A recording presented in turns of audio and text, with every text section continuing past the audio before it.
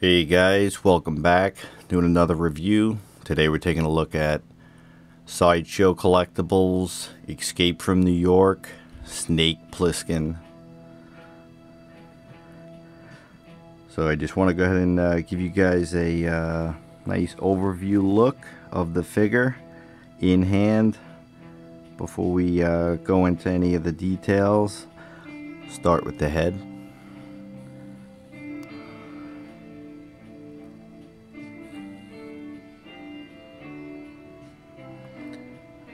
I think it's a pretty decent sculpt. Definitely could see Snake Plissken in there. It's not 100% Kurt Russell, but there's enough of a likeness there to definitely get you by. Again, not 100%. I think they did a decent job, though. The sculpt is not bad.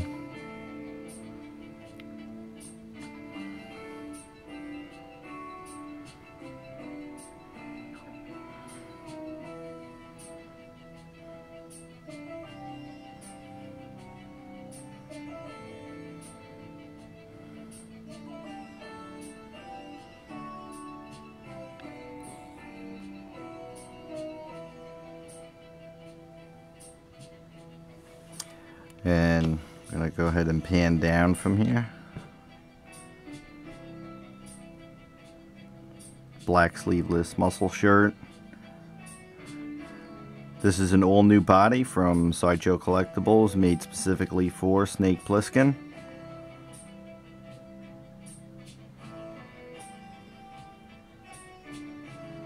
Pants they did a pretty nice job with. And down into the boots. Boots also look really good. Definitely look the part. Sculpting is pretty sharp on there. All the buckles and everything have been recreated really nicely. That looks excellent.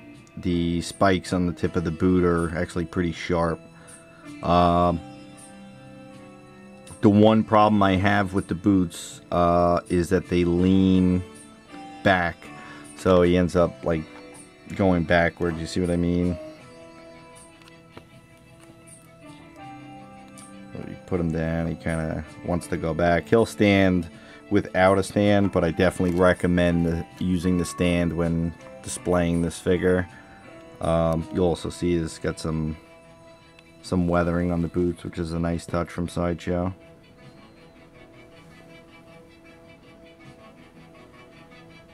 And you get the Escape from New York stand there. It's very plainish looking, but definitely serves its purpose.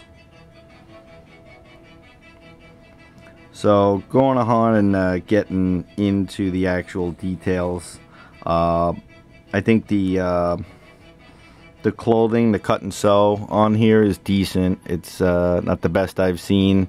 You'll notice in the neck area there's a little bit of rough sewing going on, so you get a little fraying look. I haven't even, really messed with the figure to cause it. That's how it came right out of the box, and it's not bad, but it is worth noting. The zipper detail looks really good. Now the pants, actually also sticking with the shirt, it's a nice form-fitting shirt, and the new body that they used I think has a nice physique to it. It's a pretty good representation for Kurt Russell, more so really in Escape from LA. He was a little bit more bulked up for that. This is maybe slightly overdone, but definitely doesn't bother me. The pants seem to sit really low on the figure. I have tried to pull it up a bit, and I'm sure I could pull it up a little more, but they do have a bit of a low stance on them. But the material's good. The pattern definitely looks the part. And then he also comes with the timer from the movie, which is a nice detail. You also notice he has the cigarette that he smokes, I believe towards the end of the movie or at the end of the movie. And And he comes with the eagle bracelet with the button. And that is articulated, so you can flip that down just like in the movie to show the button.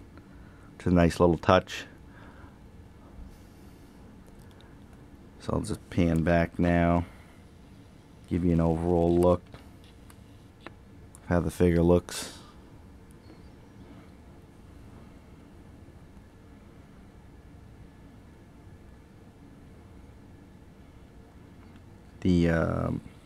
The detail on the arms is pretty decent too. It's got some veining in there. And the elbow joints are really tight. The left one there was very tight. I heated it up with a blow dryer before attempting to pose it. Some people did get broken, ended up breaking off the elbow because it was kind of too tight or seized into position. So I do recommend taking the extra step and heating up the joint to loosen it up and get a good firm grip on it.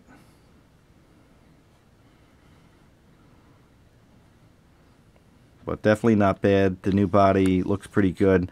One thing I will say, the arms have a ratchet system, and if you listen, you can hear it. I'm not really a fan of that. That is kind of, it's off-putting. I prefer a fluid, tight joint as opposed to the ratchet joint here. But that's what we got. Now moving on from the figure itself, we're going to get into accessories. So he does come with a really nice assortment of accessories. I'll bring this table in, kind of laid it out as it was in the movie. You get a machine gun. I believe it's a Mac 10. Now the Mac 10, in all honesty, it's kind of cheap. You can see the molding on there is a little, the lines are not the sharpest. Underneath, you look at the seam there, that looks awful. It does have a little articulation. This slides back and forth. It's not on a spring, so it just glides around. Very hollow feeling. Does have a removable clip, so that's nice. You can see the bullet detail in there. And then you get the scope and silencer, which has got this glossy black, which kind of, again, I'm not a real big fan of that either. And then it's just a silver painted detail on the scope to represent the glass. Overall, the machine gun here is flimsy and not 100% pleased with that. You do get 2 extra clips with that, and you also get 3 pouches to hold the machine gun clips.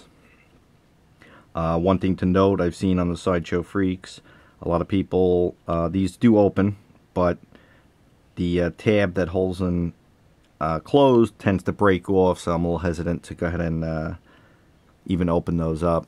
Doesn't seem worth it. And then you also get a pouch for the communicator, and I'll show that. This I think they did a nice job on.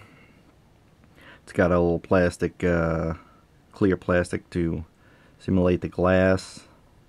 Very nice detail on that. On the back of it, you can even see where you'd put the batteries. So that's really nice. You get also the communicator, which has an extendable antenna. I like the detail on this. This looks really good. Got a clip to attach to the belt.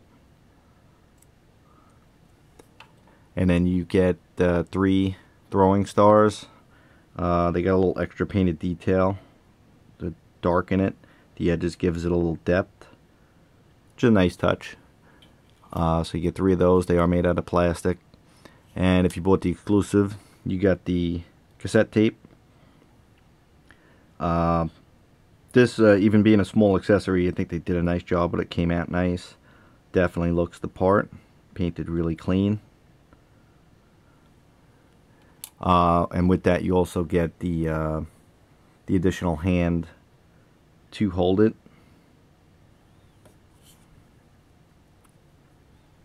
Just like that. Nice detail.